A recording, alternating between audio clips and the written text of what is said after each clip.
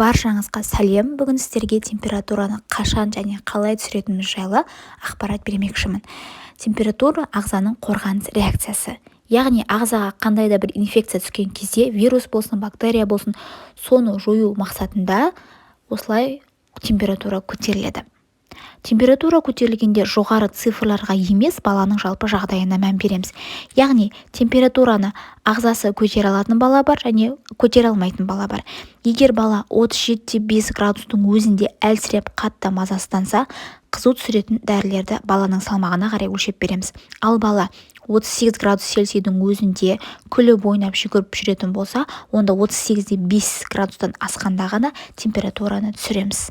Температура көтерілгенде уксус пен спиртпен сүртуге болмайды.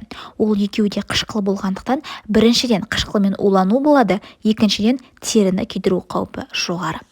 Температура 38,5-тен жоғары болған кезде ибупрофен немесе парацетамолды баланың салмағына қарай өлшеп береміз.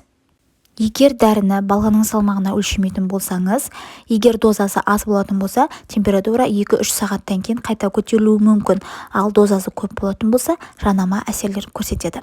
Ибупрофеннің арасы 6 сағат болу қажет, ал парацетамолдың арасы 4 сағат, яғни 4 сағаттан кейін көтерілсе, қайтадан сол дозаны беруге болады.